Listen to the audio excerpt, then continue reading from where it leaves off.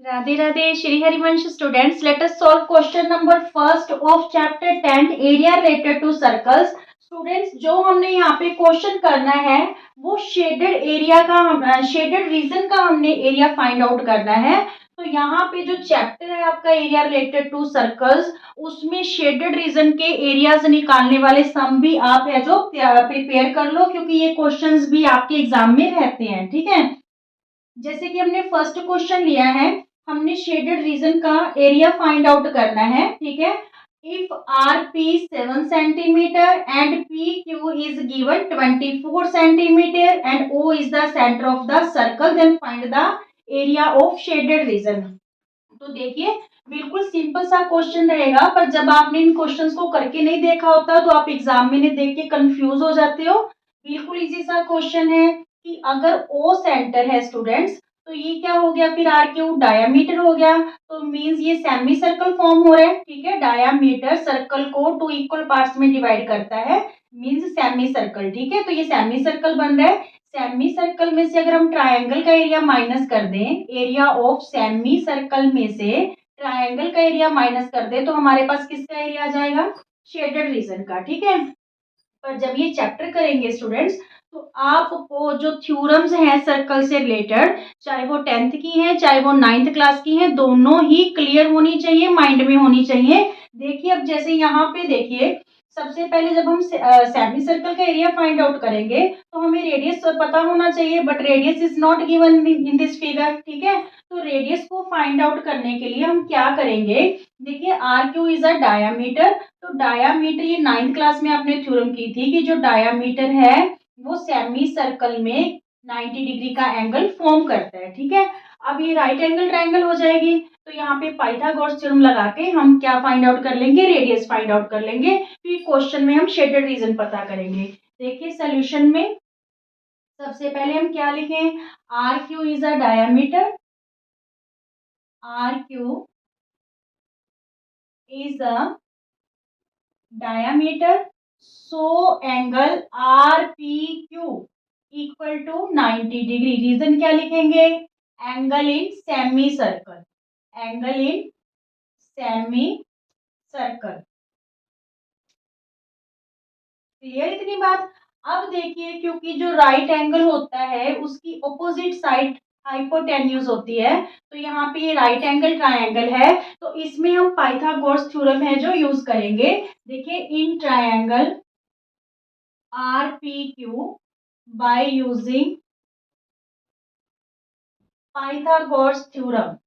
ठीक है, तो यहाँ पे RPQ में देखिए हाइपोटेन्यूज का स्क्वायर यानी RQ का स्क्वायर इक्वल है RP के स्क्वायर के प्लस PQ के स्क्वायर के। ठीक है, तो यहाँ पे RQ की तो वैल्यू हमने फाइंड आउट करनी है, RP की वैल्यू 7 दे रखी है और PQ की वैल्यू हमें 24 दे रखी है। क्लियर, 7 7 जा 49, 24 को 24 से करेंगे तो ये हमारे पास 24 मल्टीप्लाई करेंगे तो ये हमारे पास बनेगा 576। ठीक है, दोनों को ऐड किया तो क्या बन गया 625 आर क्यू का स्क्वायर। ठीक है, आर क्यू का स्क्वायर 2625 को हम किसका स्क्वायर लिख सकते हैं 25 का, क्योंकि 25 का क्या होता है 625 होते हैं। स्क्वायर से स्क्वायर कैंसिल कर दिया, आर क्यू की वैल्यू हमारे पास क्या आ गई 25 सेंटीमीटर आ गई। आर क्यू की वैल्यू क्या आ गई 25 सेंटीमीटर, क्योंकि हमें रेडियस चाहिए था। ठीक है, तो रेडियस क्या होगा डायामीटर का हाफ। ठीक है, तो यानी जो आर है इसकी वैल्यू हमारे पास क्या आ गई 25/2। इसको फ्रैक्शन में ही रहने देना स्टूडेंट्स। ठीक है, अब देखिए हमने पता क्या करना है, area of shaded reason, area of shaded region which is equal to area of semicircle, area of semicircle minus area of triangle। Semi circle के एरिया में से अगर हम ट्रायंगल का एरिया माइनस कर देंगे तो क्या आ रहा है हमारे पास शेडेड रीजन आ रहा है। तो देखिए, जो सर्कल का एरिया होता है वो क्या होता है पाई आर स्क्वायर, पर ये सेमी सर्कल है तो यहाँ पे क्या लगा दे फिर हाफ। ठीक है, तो सेमी सर्कल का area half pi R square minus triangle का एरिया कौन सा लगाएं, because this one is right angle triangle, so the area of this triangle half into base into height. ठीक है, बेस 7 है, हाइट 24 होगी, तो ये तो कैंसिल हो गया, 2 12 जा 24। यहाँ पे वैल्यूज पुट करते हैं, पाई की वैल्यू 22/7, ठीक है। आर अभी अभी हमने फाइंड आउट की 25/2, क्योंकि इसका स्क्वायर है तो इसे हम 2 टाइम्स ले लेते हैं, ठीक है। ब्रैकेट में ले लीजिए और माइनस 12 7 जा 84, क्लियर यहाँ तक, 2 11 जा। अब ये 25 24 तो कैंसिल हो नहीं रहा डिनोमिनेटर डिनोमिनेटर से, ठीक है। तो 25 जा 625, 625 को स्टूडेंट्स जब हम 11 से मल्टीप्लाई करेंगे तो ये हमारे पास आ रहा है 6875, ठीक है। अपॉन में 7 2 जा 14, 14 2 जा 28 माइनस 84, क्लियर। अब यहाँ पे इसको डिवाइड कर देते हैं, 6875 को किससे डिवाइड करना है हमको, 28 से। 28 2 जा 56, यहाँ पे 12 लेफ्ट रहा, 7 लिया, ठीक है। 28 4 जा 8 4 जा 32, ठीक है। 4 2 जा 8 और 3 11, तो यहाँ पे 15 रहा, यहाँ पे फिर 5 ले लिया, 5 पे निकालेंगे तो 5 8 जा 40, 5 2 जा 10 और 4 14, 15 बचा। यहाँ पे पॉइंट लगा के हम यहाँ पे 0 ले लेते हैं, फिर यहाँ पे 5 आएगा, 140 आएगा, ठीक है। 10 लेफ्ट रहेगा, तो बस एक पॉइंट तक ही इसको शो कर देते हैं, 245.5। जब हम डिवाइड किया इसको तो हमारे पास वैल्यू क्या आई, 245.5। इसमें से हमें क्या माइनस करना है, 84।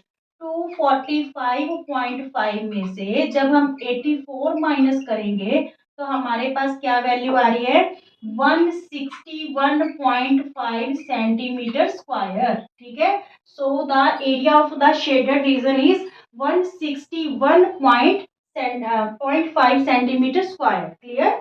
बिल्कुल इजी सा है। थ्योरम्स आपको 9th की भी एक बार रिमाइंड कर लेनी है सर्कल से रिलेटेड। ये जो थ्योरम है ये 9th क्लास में ही हमने की थी, कि जो डायामीटर होता है वो सेमी सर्कल में 90 डिग्री का एंगल फॉर्म करता है, क्योंकि जब तक हम इसको राइट एंगल ट्रायंगल शो नहीं करेंगे हम पाइथागोरस थ्योरम यहाँ पे यूज नहीं कर सकते, ठीक है। और ये भी पता होना चाहिए कि जो राइट एंगल होते हैं उसकी ऑपोजिट साइड है जो, वो ही हाइपोटेन्यूज होती है, ठीक है, राइट एंगल की ऑपोजिट साइड। तो यहाँ पे पाइथागोरस थ्योरम की हेल्प से हमने डायामीटर पता किया, डायामीटर की हेल्प से हमने रेडियस फाइंड आउट कर लिया। फिर शेडेड रीजन बिल्कुल इजी है कि सेमी सर्कल के एरिया में से ट्राइंगल का एरिया माइनस कर देंगे। Is it clear students? अगर आपको वीडियो पसंद आते हैं तो प्लीज ज्यादा से ज्यादा शेयर कीजिए, लाइक कीजिए और चैनल को सब्सक्राइब कीजिए। राधे राधे।